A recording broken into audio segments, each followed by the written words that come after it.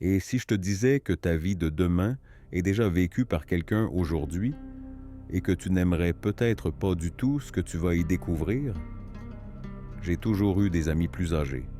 Pas par hasard, peut-être par nature, j'étais le plus jeune du groupe, celui qui écoutait plus qu'il ne parlait. Tandis que les autres discutaient de voyages, salaire, promotion et mariage parfait sur Instagram, moi je faisais attention au silence, aux pauses entre deux phrases, aux soupirs contenus après un tout va bien. Et ce n'était pas vrai. Le déclic est venu tôt. J'observais ses amis.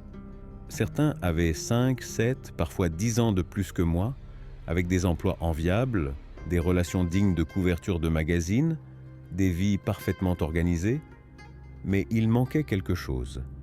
C'était subtil, presque imperceptible, comme une fissure sur un mur fraîchement peint. On ne la voit que si on regarde de près. Mais une fois qu'on l'a vue, on ne peut plus l'ignorer. C'était l'absence d'étincelles dans le regard, le manque de désir pour leur propre quotidien. Cette sensation que, si la vie était un film, ils connaissaient déjà la fin et qu'elle ne leur plaisait pas vraiment. Et cela me troublait, parce que tout ce qu'ils avaient, statut, salaire, sécurité, c'était précisément ce que le monde me disait de vouloir, ce que mes parents souhaitaient pour moi, ce pourquoi l'école m'avait préparé, ce que la société célébrait. Mais si tout cela était le prix, pourquoi avait-il un goût aussi amer? C'est alors que j'ai développé une habitude que je recommande à tout le monde aujourd'hui, projeter. Pas dans le sens des jolis projets de vie avec des post-it colorés et des objectifs smart, mais dans le sens brut, observer quelqu'un qui a 10, 15, 20 ans d'avance sur toi, quelqu'un qui a suivi exactement le même chemin que celui que tu suis maintenant, et te demander « Est-ce que je veux devenir cette personne ?» Ça paraît simple, mais c'est une question qui peut tout bouleverser. Si tu es dans une entreprise, regarde le cadre supérieur, le directeur. Est-ce ça ta destination dans 20 ans? Si tu fais des études, regarde ceux qui sont diplômés et déjà installés depuis longtemps dans le métier. Si tu es dans une relation routinière, observe les couples qui vivent ce scénario depuis des années. C'est ça ton avenir. Est-ce que ça t'enthousiasme ou bien ça te donne la chair de poule? La plupart des gens ont peur de faire cet exercice parce qu'il peut être dévastateur. Il peut renverser tout ce que tu pensais être le bon chemin. Ça a été exactement mon cas. J'étais sur une voie toute tracée. Université prestigieuse, amis bien connectés, possibilités infinies. Mais un malaise silencieux a commencé à grandir. Comme une fièvre qu'on essaie d'ignorer. Comme un caillou dans la chaussure qu'on refuse d'enlever. Jusqu'au jour où tu ne peux plus faire semblant. Et c'est là que j'ai compris. Le chemin que je suivais n'était pas le mien. C'était une route pavée par les attentes des autres, le rêve de mes parents, le plan de l'école, l'orgueil de la société. Mais moi, dans tout ça, où était mon envie, mon désir, ma voix? La vérité, c'est que je ne savais même pas répondre. Et là vient le premier micro-conflit. Quand tu réalises que tu ne veux pas ce que tout le monde veut, mais que tu ne sais pas encore ce que toi tu veux. C'est un endroit étrange, comme être au milieu de l'océan, sans vouloir revenir sur la plage d'où tu viens, mais sans encore distinguer l'île où tu veux vraiment aller. À ce moment-là, beaucoup abandonnent, se résignent, se disent réalistes. La vie, c'est comme ça. Ce n'est pas toujours le bonheur qui compte. La stabilité, c'est ça l'important. Mais et si ce n'était pas vrai? Et si tu n'avais qu'une seule vie? Et si tous tes efforts ne servaient qu'à maintenir une structure qui ne te représente même pas? Et si ton plus grand regret n'était pas d'avoir échoué, mais de ne pas avoir osé choisir? C'est là qu'intervient le pouvoir de la projection. J'ai commencé à observer, avec des yeux affamés, les futurs possibles devant moi. Pas ceux idéalisés, fictifs, les vrais, les vivants. Les amis qui avaient suivi le script à la lettre et qui étaient malheureux. Les collègues qui avaient réussi leur vie, mais soupiraient chaque lundi. Les oncles qui avaient pris leur retraite avec de l'argent, mais sans envie de se lever le matin. Chacun d'eux était une version future de moi-même. Et à chaque nouvel exemple, une question me hantait. Est-ce que ça vaut vraiment le coup de suivre le chemin le plus sûr s'il ne me mène pas là où je veux être? C'est ce malaise qui m'a poussé à chercher une autre direction. Pas une réponse toute faite, mais une nouvelle disposition à chercher. J'ai commencé à m'ouvrir à des possibles qui n'étaient même pas sur mon radar, à parler avec des gens complètement différents de moi, à chercher des références que mes amis n'avaient pas, à envisager des façons de vivre qui ne figuraient dans aucun manuel. Et c'est là que j'ai réalisé quelque chose d'encore plus profond. La plupart des gens ne font pas de choix. Ils suivent des modèles. Tu y as déjà pensé? Que peut-être ton goût a été construit? Que ton envie n'est qu'un écho de ce que les autres valorisent? Que ton objectif de vie a été hérité, pas découvert? C'est le deuxième micro-conflit. Comprendre que même ton identité n'est peut-être pas vraiment la tienne. Et ça fait mal.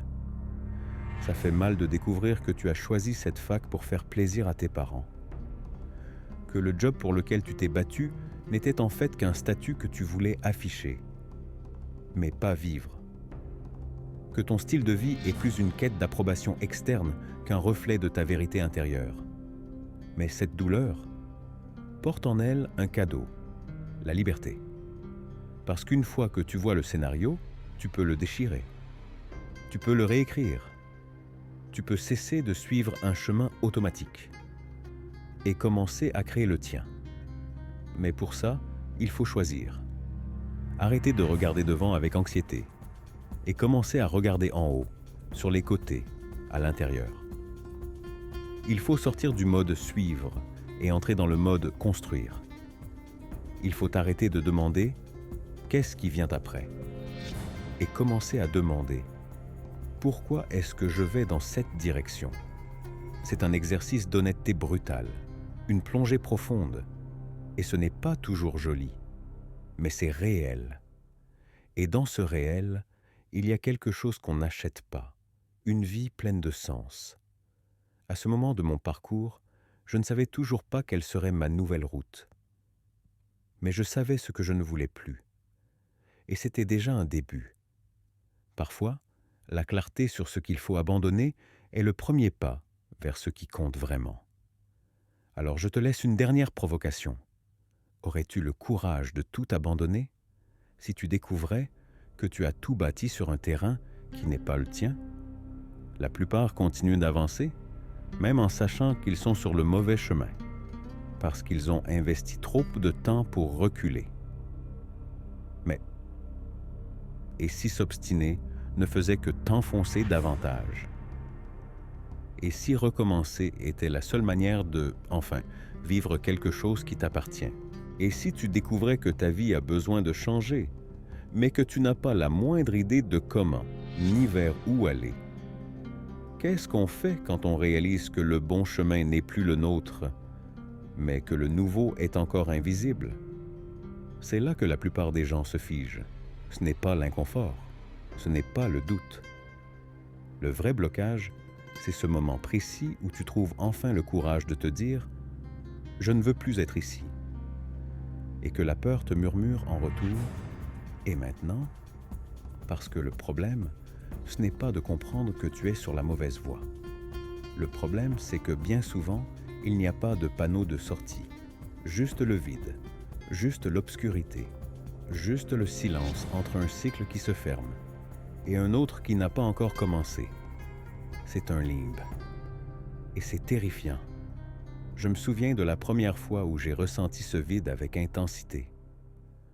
Je venais de refuser une offre que, aux yeux de n'importe qui, aurait été parfaite. Un emploi bien payé, une entreprise reconnue, la stabilité.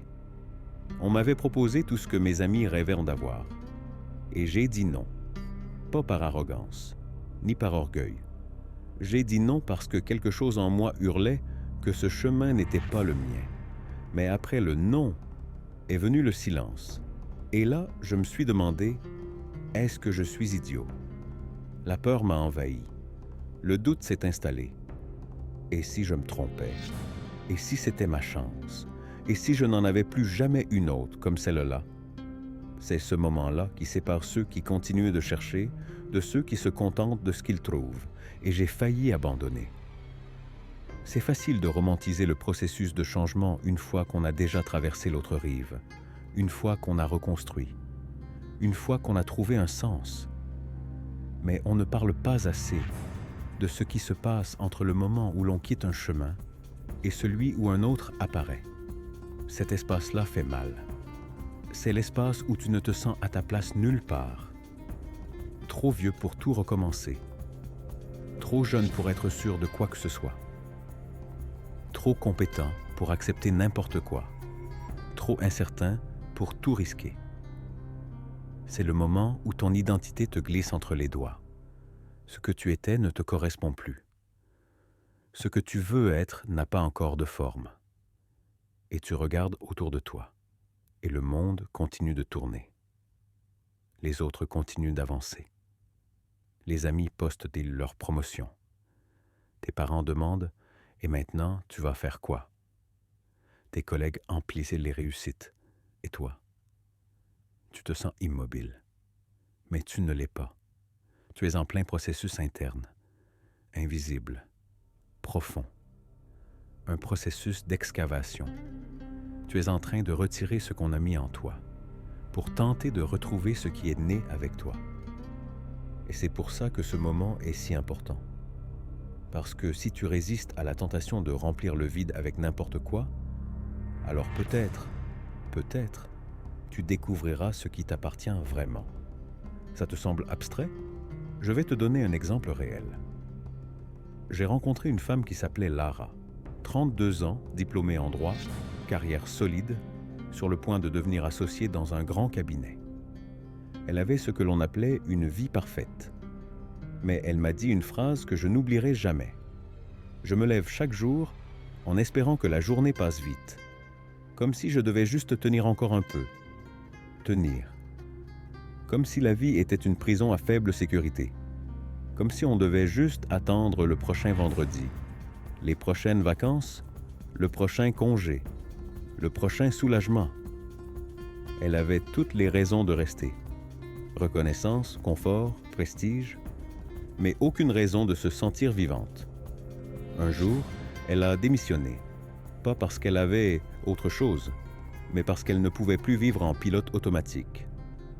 Elle a passé 2 ans perdus, à donner des cours, travailler avec des enfants, étudier la musique, fait de l'artisanat. Et après de nombreux essais, elle a fondé une ONG qui offre un accompagnement juridique gratuit aux femmes victimes de violences. Aujourd'hui, elle gagne moins. Elle a moins de statut. Mais quand elle parle de ce qu'elle fait, ses yeux brillent comme si tout avait enfin un sens. Sa transition n'a pas été facile, ni rapide, ni linéaire, mais elle a été réelle. Et peut-être que toi aussi tu es dans ce moment-là. Peut-être que tu es à ce point exact de ta vie où tu sais que tu n'as plus ta place là où tu es, mais que tu ne sais pas encore où aller. Et c'est OK. Tu n'as pas besoin de connaître la destination finale. Tu as juste besoin d'avoir le courage de faire le prochain pas avec sincérité. Un pas honnête. Un pas qui t'éloigne de ce qui t'anesthésie. Un pas qui t'approche, même d'1 millimètre, de qui tu es vraiment. Beaucoup me demandent, et si ça rate? Et si ça marche? Et si rester là où tu es était justement l'erreur? On a cette manie de croire que la sécurité vient de ce qui existe déjà. Mais parfois, ce qui existe est justement la prison. La vraie sécurité ne se trouve pas dans ce qui est connu. Elle se trouve dans le fait d'être fidèle à soi-même, peu importe où cela te mène. Tu vois cet homme dans le bus, chaque jour avec ses écouteurs et ce regard perdu? Il vit peut-être ça. Cet ami qui sourit sur les réseaux mais évite de te voir. Elle est peut-être enfermée dans le même silence. Peut-être que c'est toi, maintenant. Et je veux que tu saches, tu n'es pas seul. Des milliers de personnes vivent ce moment exact de rupture silencieuse. Cette transition entre ce qui ne sert plus et ce qui n'est pas encore là. Tu n'es pas bizarre. Tu es en train d'émerger. Tu n'échoues pas. Tu es en train d'écouter un appel. Tu n'es pas en retard. Tu es en train d'être honnête. Et l'honnêteté envers toi-même, c'est le point de départ de la vraie liberté. N'ignore pas ce sentiment qui t'habite. Ne l'étouffe pas avec des excuses. Ne le noie pas dans des distractions. Ne le rationalise pas avec ce que seul le cœur peut comprendre. Peut-être que tu n'as pas encore toutes les réponses, mais tu as déjà la bonne question. Et ça change tout. Et si ton plus grand blocage n'était pas un manque de courage, mais un manque de référence, soyons honnêtes. La plupart des gens n'ont aucune idée de ce qu'ils veulent faire de leur vie. Et ce n'est pas parce qu'ils sont perdus ou paresseux. C'est parce que le monde leur a montré un catalogue très limité de possibilités. Tu grandis en voyant une poignée de professions valorisées, quelques styles de vie applaudis, quelques formes de succès exhibées comme des trophées. Le problème, c'est « et si aucune de ces formes ne te correspondait ?» La réponse la plus courante, c'est le conformisme. Tu essaies de t'adapter. Tu te moulures. Tu te compresses. Tu diminues un peu ici, tu ajoutes un peu là, jusqu'à rentrer dans ce qu'on attend de toi. Mais à l'intérieur, quelque chose commence à se faner, parce que ça ne sert à rien de se sentir inclus. Si pour ça, tu dois renoncer à qui tu es. Mais si le problème, ce n'était pas toi, et si le problème, c'était le modèle, pense à toutes les fois où tu t'es senti pas à ta place. Maintenant, demande-toi, combien de fois ce n'était pas toi le problème, mais juste l'absence de miroir? Combien de fois ce qu'il te fallait, ce n'était pas de faire des efforts pour rentrer dans le moule, mais simplement de voir quelqu'un comme toi vivre quelque chose de différent. Tu ne peux pas être ce que tu n'as jamais vu. Cette phrase est simple, mais dévastatrice. Je n'ai envisagé de devenir moine qu'après en avoir rencontré un. Je n'ai pensé à étudier la philosophie qu'après avoir vu quelqu'un la vivre au quotidien. Je n'ai compris qu'il était possible de travailler avec un vrai sens que quand j'ai vu une personne ordinaire en faire sa profession, et non un hobby secret. Voilà pourquoi l'une des plus grandes prisons modernes n'a ni barreaux ni murs. Elle a des filtres qui te montrent toujours les mêmes visages, les mêmes styles de vie, les mêmes comportements, comme si c'était tout ce qui existait. Et le reste, on ne le montre pas. Donc on ne le désire pas. Donc on ne le vit pas. Combien de fois as-tu voulu quelque chose sans même savoir que tu pouvais vouloir autre chose? C'est la question qui renverse tout. L'algorithme ne veut pas que tu découvres de nouveaux chemins. Il veut que tu consommes encore et encore la même chose. Les institutions ne veulent pas que tu questionnes. Elles veulent que tu fonctionnes. Les entreprises ne veulent pas que tu sortes du cadre. Elles veulent que tu produises dans la chaîne. Alors, comment sortir de ce cercle? Tu dois t'exposer, radicalement, mais pas à plus d'informations, à plus de réalité, moins de contenu, plus d'expérience, moins de comment être productif, plus de comment être vrai, moins de vidéos de motivation, plus de conversations sincères avec ceux qui ont eu le courage de changer. Tu dois chercher délibérément des personnes qui pensent autrement, qui viennent d'ailleurs, qui ont choisi des chemins improbables, qui ont osé vivre des vies trop étranges pour Instagram, mais assez intenses pour avoir du sens. Tu as remarqué? La plupart des gens que tu admires aujourd'hui, peu importe le domaine, ont d'abord été considérés comme bizarres avant d'être admirés. Il ne s'agit pas de devenir un révolutionnaire ou de tout plaquer. Il s'agit d'ouvrir les yeux sur des options qui étaient invisibles. Parce que la vérité, c'est que la vie est beaucoup plus vaste que le plan qu'on t'a présenté à l'école.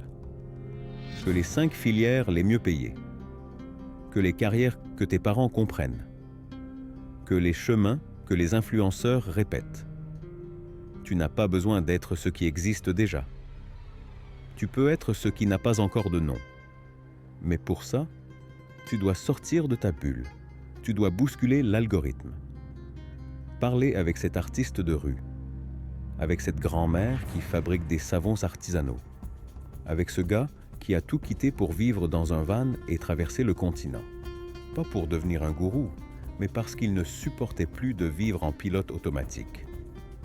Es-tu prêt à voir ce que le monde ne t'a pas encore montré? Parce que si tu ne l'es pas, tu vas continuer à essayer de vivre avec une âme dans un scénario sans âme. Et ça ne sert à rien de changer le papier peint d'une structure déjà condamnée. Ça demande de l'inconfort, de la patience, de l'humilité. Parce que parfois, les réponses viennent de là où tu t'y attends le moins. Parfois, ceux qui ont le plus à t'enseigner n'ont ni diplôme, ni LinkedIn, ni followers. Parfois, la sagesse se trouve dans le silence de ceux qui ont vécu, pas dans le bruit de ceux qui publient. Je me souviens d'un jeune cadre qui m'a contacté. Il allait être promu à un poste global. Il avait tout ce que tout le monde désire, des primes généreuses, des voyages, du statut. Mais il faisait des crises d'anxiété avant de dormir. Il avait l'impression que la vie passait et qu'il n'était que spectateur. Il ne voulait pas tout abandonner. Il voulait comprendre pourquoi, même en réussissant, il se sentait si vide. Tu sais ce qui a changé sa vie? Passer une semaine avec un apiculteur. Oui, un apiculteur. Un homme de 67 ans qui vivait dans une ferme, s'occupait des abeilles et apprenait aux enfants à aimer la nature. Il n'avait pas de MBA. Il ne parlait pas 5 langues. Il ne connaissait rien à la finance. Mais il avait la paix. Et cela a suffi pour bouleverser le monde du cadre supérieur. Je ne te dis pas que tu dois tout quitter et élever des abeilles. Je te dis que parfois, il faut rencontrer quelqu'un qui vit hors de ton monde, pour enfin voir le tien clairement. Et si ta vie n'était pas fausse, mais juste trop petite pour ton âme? Et si tout ce qu'il te manquait, ce n'était pas une nouvelle carrière, mais un nouveau regard? Et si le prochain pas n'était ni vers le haut, ni vers l'avant, mais vers l'intérieur? C'est ça, la provocation du jour. Tu sais déjà que tu dois changer. Tu as compris que l'ancien ne suffit plus. Tu sens que le nouveau est encore à naître. Mais peut-être que ce qui te manque, ce n'est pas un plan. C'est une référence, un miroir, une rencontre, un choc, une nouvelle image possible de toi. Et voilà l'invitation. Cherche l'inattendu. Remets en question l'évident. Rencontre ceux qui vivent hors des normes. Écoute des histoires non romancées. Fais de la place pour l'étrange, pour l'improbable, pour ce qui n'a pas encore de nom, mais qui a peut-être ton visage. Et si la plus grande erreur que tu faisais n'était pas de rester immobile, mais d'avancer trop vite dans la mauvaise direction? Tout le monde parle de faire le premier pas, mais presque personne ne dit vers où. Ou pire, presque tout le monde suppose que ce premier pas doit être une action concrète. Changer de travail, quitter une relation, acheter un billet d'avion, lancer une entreprise, commencer une formation. Mais Ikanze, et si le vrai premier pas était complètement invisible? Et si, avant tout mouvement extérieur, tu devais revenir à l'intérieur et y rester assez longtemps pour que les réponses ne soient plus un simple écho des voix des autres? La vérité, c'est que beaucoup de gens commencent à changer. Par le mauvais côté. Ils changent de décor, mais gardent la même mentalité. Ils changent de ville, mais emportent les mêmes peurs. Ils quittent leur poste, mais obéissent toujours aux mêmes croyances. Et alors, rien ne change. Parce que tu peux changer d'endroit, mais si tu restes attaché à la même histoire sur toi-même, tu finis par recréer la même prison, avec une autre décoration. C'est là que les choses deviennent sérieuses, car le défi n'est plus de savoir que tu dois changer. Tu sais déjà, ce n'est plus de reconnaître que ton chemin actuel ne te convient plus. Tu l'as déjà admis. Le vrai défi maintenant, c'est de te reconstruire de l'intérieur, sans te perdre en chemin. Mais comment fait-on cela? Comment se regarde-t-on dans le miroir et voit-on autre chose que le reflet sculpté par les attentes des autres? Comment trouve-t-on une voix authentique dans un monde qui nous a appris à répéter? Cela paraît abstrait, mais c'est beaucoup plus concret qu'on ne le croit. Tout commence par une question que peu de gens osent vraiment affronter. Qui suis-je quand personne ne me regarde? Pas qui tu es dans ton CV, ni dans ton feed Instagram, ni dans l'entretien d'embauche, ni avec tes parents, ni avec tes amis. Mais qui tu es quand tu ne joues aucun rôle? Tu arrives à répondre à ça? La plupart des gens n'y arrivent pas, et c'est normal. Parce que cette réponse ne vient pas d'un coup. Elle arrive en morceaux, en éclats, en silence, et elle exige du courage pour rester là, dans l'inconfort de ne pas encore avoir de grands plans. C'est pour ça que ce processus est si solitaire, parce que pendant que tout le monde court pour arriver quelque part, toi, tu seras là, immobile, regardant à l'intérieur, essayant de comprendre où se trouve ton quelque part. Et c'est là que la peur revient. La peur d'être à la traîne, de perdre du temps, de ne rien produire, de ne pas réussir à devenir quelqu'un. Mais quelqu'un, selon qui? Cette question paraît simple, mais elle est une bombe silencieuse. Parce que, bien souvent, l'image que tu t'efforces de maintenir n'a même pas été créée par toi. Tu essaies d'être ce que les autres attendent. Tu poursuis ce qu'on t'a dit de valoriser. Tu joues un rôle qu'on t'a attribué, pas celui que tu as choisi. Et la vérité, c'est que tu peux passer toute ta vie à réussir dans le mauvais jeu. C'est cette prise de conscience qui a brisé mes certitudes pour la première fois. Je me souviens d'une conversation avec un professeur que j'admirais profondément. Il était respecté, voyageait dans le monde entier, publié, cité, un modèle de réussite intellectuelle. Je voulais être comme lui.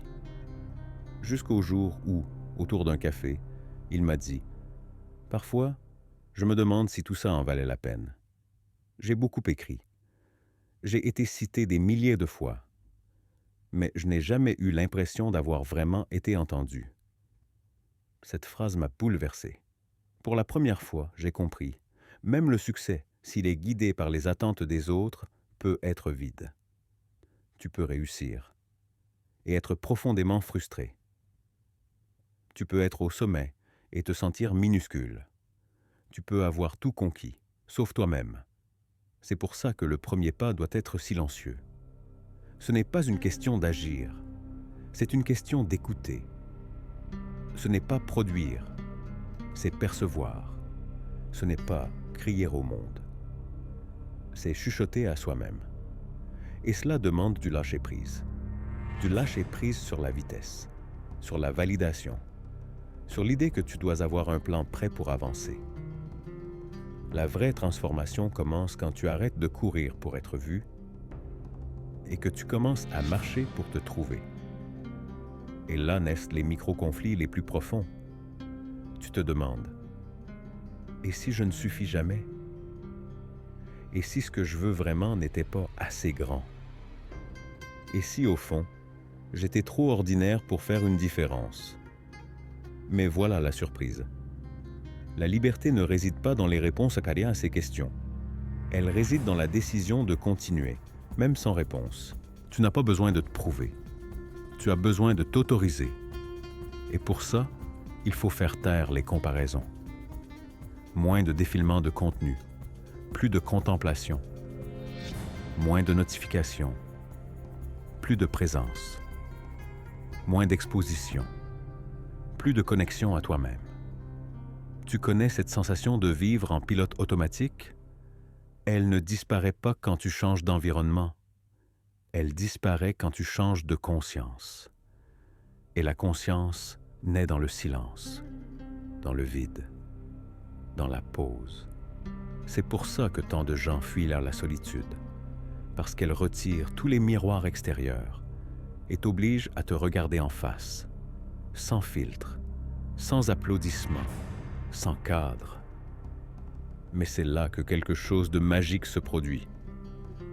Tu te souviens de choses oubliées, de passions que tu as étouffées, de rêves que tu as enfermés, de curiosités que tu as abandonnées pour faire adulte. Et peu à peu, ce qui semblait vide commence à se remplir. Pas de réponse, mais de semences. Semences d'une nouvelle identité, d'un nouveau désir, d'une nouvelle direction. Et tu sais ce qu'il y a de plus beau dans tout ça? Ce processus n'a pas besoin d'être grandiose, ni épique, ni cinématographique. Parfois, tout commence par un après-midi déconnecté, un carnet vierge, une question posée avec sincérité, une marche sans but, une conversation où tu ne fais plus semblant de savoir. C'est ainsi qu'on trouve un nouveau chemin, pas par imposition, mais par révélation. Mais pour qu'il y ait révélation, il faut faire de la place. Et faire de la place, c'est souvent le pas le plus difficile, parce que ça implique de lâcher, de se détacher, de déconstruire. Et voici l'invitation que je te fais aujourd'hui. Arrête-toi, pas pour abandonner, mais pour écouter, parce que la prochaine version de toi-même ne naîtra pas d'un effort pour paraître juste. Elle naîtra du courage d'être honnête. Et si tu es arrivé jusqu'ici, peut-être ressens-tu déjà cette version en train d'émerger. Peut-être sans forme, sans nom, sans plan. Mais avec une évidence. Tu ne peux plus vivre comme avant. Et si la plus grande erreur que tu faisais n'était pas de recommencer à zéro, mais d'essayer de reconstruire du neuf avec les briques de l'ancien? As-tu déjà pensé que tout changement commence par la destruction silencieuse d'une idée? Pas d'un mur, pas d'une adresse, pas d'une routine, mais d'une conviction. La conviction que ton chemin doit suivre une logique, que tout doit avoir un sens dès le départ, qu'il ne vaut pas la peine de commencer si tu n'es pas sûr à 100%. Mais la vérité, c'est que la plupart des gens ne commencent jamais en jamais rien de nouveau, parce qu'ils attendent une clarté absolue. Sauf que la clarté n'est pas un prérequis au départ. C'est une conséquence de la présence. Commencer dans ce nouveau moment de vie, ce n'est pas faire de grands plans, c'est faire de petites expériences. Et là, il faut casser une illusion. On croit souvent que le nouveau chemin doit être héroïque, grandiose, cinématographique, comme s'il ne valait la peine que s'il changeait le monde entier. Mais ce qui change ta vie, presque toujours, ce sont des gestes minuscules, des choses presque invisibles de l'extérieur, mais qui commencent à te faire bouger à l'intérieur. Un hobby que tu avais oublié, un cours en ligne que tu entames par simple curiosité, une conversation avec quelqu'un en dehors de ta bulle, un après-midi en silence, à écrire ce que tu n'as jamais osé dire à voix haute. Ces petits gestes ne sont pas une perte de temps. Ce sont des tests, des laboratoires d'identité. La psychologie comportementale a même un terme pour cela, la prototypage de soi. C'est l'idée que tu n'as pas besoin de découvrir qui tu es comme s'il s'agissait d'une pièce manquante. Tu construis qui tu es, en testant différentes versions de toi-même, jusqu'à ce qu'une commence à faire sens. Voilà pourquoi ceux qui expérimentent plus le plus trouvent le plus et ne te contentent pas de me croire sur parole. Voici un chiffre intéressant. Une étude de l'IBM Institute for Business Value a révélé que 77% des professionnels ayant fait un changement de carrière significatif au cours des 5 dernières années ont commencé par de petits tests, missions freelance, bénévolat, cours libres, projets parallèles, avant toute décision radicale. Ce n'était pas de la chance, c'était de la présence. Ils n'ont pas attendu des garanties. Ils ont créé des chemins. Mais laissons les statistiques et allons à une histoire vraie. J'ai rencontré Thiago lors d'un atelier que j'ai animé il y a quelques années. Il était manager logistique dans une multinationale. Rigide, précis, méthodique. Une vie hyper organisée et totalement sans âme. C'est sa femme qui l'a inscrit à l'atelier. Elle disait qu'il avait besoin de se décoincer. Pendant l'événement, j'ai proposé un exercice simple. Passer 24 heures à tester quelque chose de nouveau, quelque chose qui t'a déjà intrigué, mais que tu n'as jamais pris au sérieux parce que inutile. Tu sais ce qu'il a choisi? Cuisiner. Il n'était jamais vraiment entré dans une cuisine. Il ne savait même pas faire cuire un œuf. Mais il portait en silence quelque chose. Son père était cuisinier. Et il avait honte de ça. Il avait grandi en entendant qu'il devait aller plus loin que son père. Que cuisiner, c'était pour les gens sans études. Alors, il avait passé sa vie à fuir la cuisine, comme si elle symbolisait l'échec. Mais cet après-midi-là, il a épluché des légumes, raté la cuisson du riz, s'est brûlé le doigt et il a pleuré. Il a pleuré parce que, pour la première fois, il rendait sa dignité à ce qu'il avait toujours aimé en secret. Après ce jour-là, il n'est pas devenu chef. Il n'a pas quitté son boulot tout de suite. Mais il s'est mis à cuisiner tous les week-ends. Puis il a créé une chaîne YouTube sur la gastronomie populaire. Puis il a démissionné. Aujourd'hui, il tient un bistrot à São Paulo et il dit qu'il ne s'est jamais senti aussi utile. Tout a commencé avec un geste inutile. Respire un instant avec moi. Récapitulons ce qu'on construit jusqu'ici. Tu as compris que l'ancien chemin ne te convient plus. Tu as reconnu que tu as besoin de nouveaux miroirs. Tu as commencé à écouter ce que ton âme murmurait. Et maintenant, tu dois agir. Mais agir petit. Agir en conscience. Agir en présence. Parce que l'erreur n'est pas de recommencer petit. L'erreur, c'est d'attendre le scénario idéal, qui ne viendra jamais. Voici un fait inattendu. Selon une étude de l'Université de Scranton, seulement 8% des gens tiennent leur résolution du Nouvel An. Pourquoi? Parce que la majorité fixe des objectifs basés sur des attentes externes. Très peu font des expériences basées sur des désirs internes. Tu n'as pas besoin de devenir quelqu'un de nouveau en janvier. Tu as besoin de devenir quelqu'un d'honnête aujourd'hui. Et l'honnêteté commence par ces questions. Qu'est-ce qui me donne de la vie, mais que je repousse par peur d'avoir l'air ridicule? Quelles expériences m'attirent depuis des années, mais que je n'ai jamais osé essayer? Quels petits tests pourrais-je faire, sans tout risquer, mais qui pourraient tout changer à l'intérieur? Fais une pause et écris. Pour de vrai. Prends ton téléphone, une feuille, et écris. Tu vas te surprendre.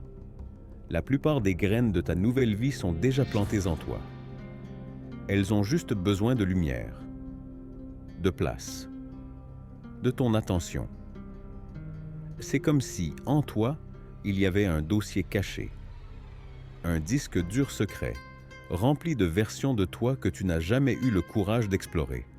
Et chaque fois que tu fais un pas nouveau, une de ces versions s'active et se télécharge. Et soudain, tu ne rentres plus dans ton ancienne version. C'est de ça qu'il s'agit. Se désemboîter avec délicatesse. Pas par rébellion, mais par cohérence. Pas par fuite, mais par vérité. Pas par urgence, mais par authenticité. Et quand tu commences à marcher à ce nouveau rythme, d'autres choses changent. Tu écoutes d'autres musiques. Tu t'intéresses à d'autres conversations. Tu ressens du rejet face à des environnements que tu supportais avant. Tu te rends compte à quel point ta vie était une anesthésie déguisée en normalité. Et le plus beau, c'est que tu commences à inspirer d'autres personnes sans même le savoir. Je pense à une femme appelée Hélène, qui m'a écrit. J'ai commencé à peindre à 39 ans, en cachette. Je peignais la nuit, quand mes enfants dormaient. Au début, c'était juste pour moi. Un jour, ma fille s'est réveillée et m'a vu. Elle a dit « Maman, tu souris différemment quand tu peins. Aujourd'hui, elle peint avec moi. » Voilà la vraie bascule. Quand tu t'autorises à expérimenter qui tu es, tu ne changes pas seulement ta vie. Tu changes l'environnement. Tu changes les permissions autour de toi. Tu sais cet ami que tu sens bloqué, mais que tu ne sais pas comment aider? Sois le premier à sortir du rôle. Cette sœur épuisée, qui n'arrive plus à s'écouter? Sois le premier à t'écouter toi-même. Ce collègue qui dit toujours « un jour je vais », montre que ce jour peut être aujourd'hui. Le nouveau monde n'est pas un lieu, c'est une manière d'exister. Et tu commences à l'habiter, au moment exact où tu testes quelque chose de nouveau avec présence. Peut-être que ça ne marchera pas, peut-être que tu découvriras que ce n'était pas ça, mais même l'échec t'apporte des données, même le doute éclaire davantage que l'immobilité. Et si le plus grand obstacle à ton changement n'était pas la peur de l'échec, mais la peur de ce qui arrive quand tout commence à bien se passer? C'est étrange, je sais. Contradictoire, peut-être même absurde à première vue. Après tout, pourquoi quelqu'un aurait-il peur de réussir ce qu'il a tant désiré? Pourquoi, au moment de s'approcher de ce qui ressemble à une nouvelle version de soi, tant de personnes se bloquent, sabotent, reculent, abandonnent, sans prévenir? La réponse est plus simple et plus inconfortable qu'il n'y paraît. Parce que la réussite véritable exige un sentiment d'appartenance. Et la plupart d'entre nous n'a jamais appris à se sentir digne de ce qui est bon. C'est de ça qu'on va parler maintenant. De ce qui se passe après que tu as commencé. Après que le nouveau commence à germer. Après que les premiers tests deviennent un chemin. Après que, pour la première fois, tu te regardes et te dis « peut-être que ça peut marcher ». Et puis, tu figes. D'où vient cette peur paralysante? Elle vient de l'histoire que tu t'es racontée toute ta vie. Que tu ne mérites l'amour qu'en souffrant pour l'avoir. Que ta valeur dépend de ta capacité à tout porter. Que tu n'as le droit d'être heureux que si tu es utile tout le temps. Que tu ne peux avoir du succès qu'en prouvant d'abord que tu as survécu à la douleur. Peut-être as-tu grandi dans un foyer où la joie était toujours suivie d'une tragédie, où toute réussite était accueillie avec méfiance, où rêver grand s'était vu comme de l'arrogance, où le mot « mériter » venait toujours accompagné d'un effort extrême. Rien n'était simplement reçu. Tout devait être conquis.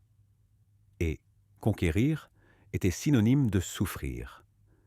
Alors, quand tu commences à vivre quelque chose de nouveau, plus léger, plus vrai, plus spontané, ton corps lance une alerte.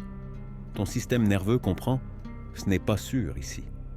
Parce que c'est différent, parce que c'est trop bon, parce que c'est trop calme, et alors tu sabotes.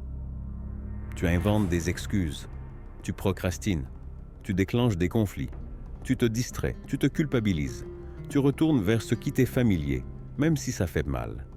Parce que la douleur, au moins, tu la connais. Et ce qui est familier semble sûr.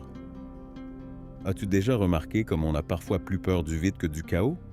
Parce que le chaos est prévisible. On sait comment agir dedans. Le vide, non. Le vide exige de créer, de faire silence, de prendre la responsabilité, de faire face à la liberté. Et pour quelqu'un qui a passé sa vie à se protéger, la liberté peut être terrifiante. C'est la grande bascule de cette étape. Comprendre que l'auto-sabotage n'est pas un défaut de caractère. C'est un mécanisme de défense mal appris, un réflexe forgé par des expériences passées, un système de protection qui un jour avait du sens, mais qui aujourd'hui t'empêche de grandir. Et reconnaître cela change tout. Parce que quand tu comprends que la peur n'est pas un ennemi, mais un signal intérieur qui demande à guérir, tu arrêtes de lutter contre elle et tu commences à l'écouter. Je me souviens d'un homme que j'ai accompagné, il s'appelait Philippe. Un talent naturel, créatif, charismatique, brillant. Il avait lancé un projet social incroyable qui a rapidement grandi. Il a commencé à attirer l'attention, à recevoir des partenariats, des invitations. Et tout à coup, il a disparu. Plus de réseaux sociaux. Il a annulé ses engagements. Ne répondait plus aux mails. Quand j'ai enfin pu lui parler, il m'a dit, presque en larmes, « En vérité, je n'ai jamais cru que ça allait marcher. Et quand ça a commencé à marcher, j'ai paniqué. Parce que je ne savais pas quoi faire avec ça. » Voilà la clé. Quand tu n'es pas prêt à recevoir ce que tu désires, la réussite fait plus peur que l'échec. Et là commence la danse intérieure de l'autosabotage. Ton enfant blessé dit « Ce n'est pas pour moi ». Ton adolescent insécure dit « Ils vont découvrir que je suis un imposteur ». Ta part fatiguée dit « Il vaut mieux arrêter maintenant que d'échouer plus tard ». C'est pourquoi l'autosabotage vient souvent déguisé en bonnes intentions. Je vais juste peaufiner un peu plus. Je vais attendre d'être vraiment prêt. Quand ce sera le bon moment, je reprendrai. Sauf que le bon moment n'arrive jamais, parce qu'il ne vient pas de l'extérieur. Il vient de ta permission intérieure. Alors maintenant, respire profondément et fais face à cette question. Es-tu prêt à te permettre de recevoir ce que tu désires? Parce que le nouveau chemin a déjà commencé. Tu as déjà fait des tests. Tu as eu des signes. Tu as eu des confirmations. Mais maintenant, vient le moment de s'abandonner. Et s'abandonner exige du courage émotionnel. Le courage de reconnaître que toi aussi, tu mérites ce qui est léger. Le courage d'accepter que tout ne doit pas être difficile. Le courage de soutenir le plaisir sans culpabilité. Le courage de construire une nouvelle définition du succès, sans douleur. Les neurosciences montrent que nos schémas émotionnels se construisent par répétition. Donc si tu as vécu des années dans l'alerte, la peur du manque, l'effort constant, ton cerveau trouvera étrange la paix, l'abondance, la spontanéité. Mais avec la pratique, de nouveaux circuits neuronaux se forment. Le plaisir devient une habitude. La paix devient un foyer. Tu dois réapprendre à ton corps qu'il est en sécurité pour être heureux. Et cela ne se fait pas par la pensée positive. Cela se fait par la présence, par la cohérence, par l'accueil, par la responsabilité de soi, par la vulnérabilité. Et oui, tu auras des rechutes, tu voudras abandonner. Tu entendras cette voix dire qu'il vaut mieux revenir en arrière. Mais maintenant, tu sais, cette voix n'est pas la vérité. C'est juste ton ancienne version, qui tente de te protéger de ce qu'elle ne comprend pas. La nouvelle version, celle qui est en train de naître en toi, n'a pas besoin d'être protégée. Elle a besoin d'être vécue. Et peut-être que tu vis ce moment précis maintenant. Un projet qui commence à réussir et t'effraie. Une relation saine que tu commences à saboter. Une nouvelle habitude que tu as bien entamée, mais que tu abandonnes déjà. Un chemin plus doux que tu n'arrives pas à soutenir. Arrête-toi une seconde. Respire. Reconnais. La peur est là, mais elle n'a pas besoin de conduire. Tu peux la remercier de t'avoir protégé jusqu'ici et lui dire doucement « Maintenant, je prends le volant. » Et si tout ce qui t'a mené jusqu'ici n'avait rien d'une erreur ni d'un détour, mais était précisément la matière première de ce que toi seul peux offrir au monde, nous sommes arrivés à la partie la plus dense de cette traversée. L'endroit où tout ce dont on a parlé, les ruptures, les silences, les essais, les peurs, les recommencements, commencent à se condenser. Là où le nouveau cesse d'être une simple idée inspirante pour devenir une présence réelle, respirable, concrète. C'est ici que la transition devient sol, que le désir devient pratique et que l'intention devient discipline. Avant d'aller plus loin, respire. Regarde en arrière. Regarde tout ce que tu as traversé jusqu'ici. Tu as compris que la vie que tu désires est peut-être déjà vécue par quelqu'un et que cela peut être une boussole ou un signal d'alarme. Tu as perçu que vivre en mode automatique, ce n'est pas vivre. c'est survivre en résistant à la vie. Tu as compris que se réinventer ne nécessite pas de plan parfait, mais simplement de l'espace pour essayer, même sans garantie. Tu as osé sortir de ta bulle, questionner les normes, chercher d'autres modèles. Tu t'es regardé dans le miroir, vraiment, et tu t'es posé des questions inconfortables, mais libératrices. Tu as commencé, même avec la peur. Tu as testé, échoué, appris. Tu as reconnu tes mécanismes d'auto-sabotage et décidé qu'ils ne dirigeraient plus tes pas. Tu as compris que parfois, ce n'est pas l'échec qui paralyse, mais le fait que les choses commencent enfin à bien se passer. Et maintenant, te voilà ici, dans un territoire nouveau, un espace entre ce que tu n'es plus et ce que tu es en train de devenir. La question qui émerge maintenant est la suivante. Comment soutenir cette construction quand l'élan initial s'éteint? Comment rester fidèle à ton engagement quand il n'y a plus de spectateurs? Comment continuer d'avancer quand les autres ne comprennent pas ton choix? Comment protéger ce que tu construis de l'intérieur, dans un monde qui te presse sans cesse de te définir depuis l'extérieur? La réponse ne se trouve pas dans un mode d'emploi. Elle vit dans un engagement intime, presque sacré, entre toi et ta propre vérité. Un pacte silencieux qui murmure « Je n'ai pas besoin de tout maîtriser.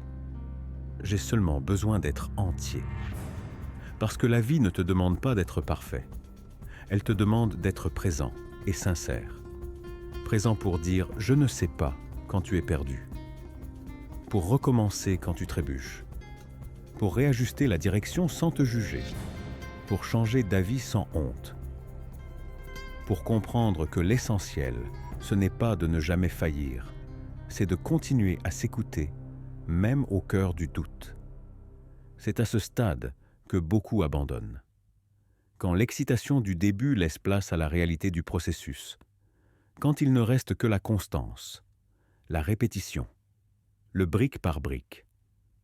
Mais c'est précisément là que la transformation devient solide. Car ce n'est pas le premier pas qui change tout, ce sont ceux qui suivent, et ceux d'après. Et encore un. Ce sont ces gestes discrets que tu répètes, même quand plus rien ne t'émerveille.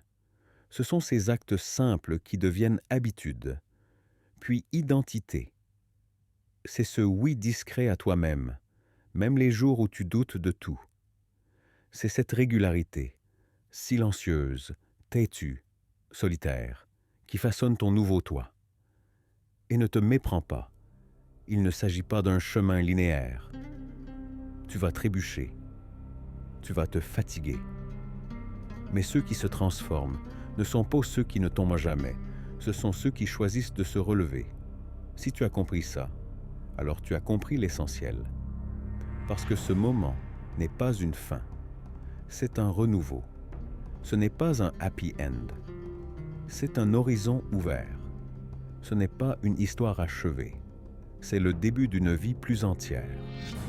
À partir de maintenant, ce que tu feras de tout ce que tu as éveillé t'appartient. Tu peux revenir en arrière, faire semblant que rien n'a changé, mettre tout ce que tu as ressenti dans un tiroir étiqueté passé. Mais une partie de toi, celle qui est désormais éveillée, ne pourra plus se taire. Tu as vu, tu as senti, tu as traversé l'intérieur, tu as osé aller là où beaucoup ne vont jamais. Et ça, ne s'oublie pas. Alors l'invitation finale est simple, mais puissante. Sois fidèle à ta métamorphose, même si personne ne comprend, même si c'est lent, même si ça fait mal, même si tu te sens seul, même si la peur revient, parce que ce que tu fais naître maintenant est précieux. C'est vrai, c'est vivant, c'est à toi. Ce n'est pas juste une version mise à jour de toi-même. C'est une manière plus juste de vivre, avec intention, avec cohérence, avec sens. Et s'il y a une chose dont le monde a désespérément besoin aujourd'hui, c'est de personnes pleines de sens, des gens qui ne se vendent pas pour de la validation, qui n'éteignent pas leur lumière pour être acceptés, qui ne masquent pas ce qu'ils ressentent pour sauver les apparences. Des gens comme celui ou celle que tu es en train de devenir.